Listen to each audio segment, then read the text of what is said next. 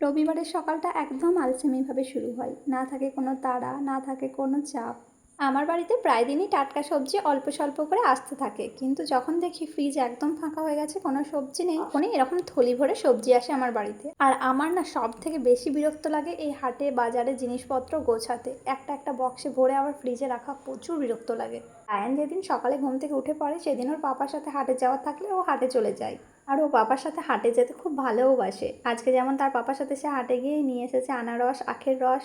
আর সে যখনই প্রত্যেক দিন হাটে যায় না, আমি তাকে বলি তুমি আখের রসটা কিনে এনো। মাজা, ফ্রুটি এসব খেতে বাবু কিন্তু খুব ভালোবাসে। বাবু নয়, অন্যান্য বাচ্চারাও ভালোবাসে, কিন্তু আমি এসব একটু বেশি অ্যাভয়েড করে চলি। তাই ওকে অভ্যাস করেছি, হাটে গেলেই তুমি হাট থেকে এই জুসটা কিনে এনো, আর ও গেলে সেটাই নিয়ে আসে।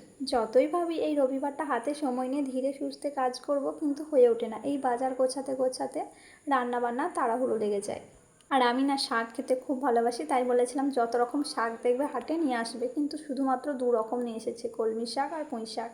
এই রবিবারেও একটি স্পেশাল কিছু খেতে ইচ্ছে করে, তাই আজকে ভাবলাম কোনো রকম সবজি রান্না করব না, আজকে বিরিয়ানি করব। তাই একটু লেট করেই রান্নাবান্না চাপিয়েছিলাম। আর বিরিয়ানি খেতে না আমার বাড়িতে সবাই খুব ভালোবাসে, রায়ান তো বেশি ভালোবাসে। বিরিয়ানি পেলে তার আর কিছু চাই না। মাঝে মাঝে আমার পোলাও খেতে খুব ইচ্ছে করে, কিন্তু এই যে আমার বাড়িতে কেউ পোলাও একদম ভালোবাসে না, আর তারই কারণে আমার পোলাওটা সেরকম আর করা হয়ে ওঠে না। আর তাছাড়া এখন বেশিরভাগ মানুষ, আমারও মনে হয়, পোলাওয়ের থেকে বিরিয়ানি খেতেই বেশি ভালোবাসে, তাই না?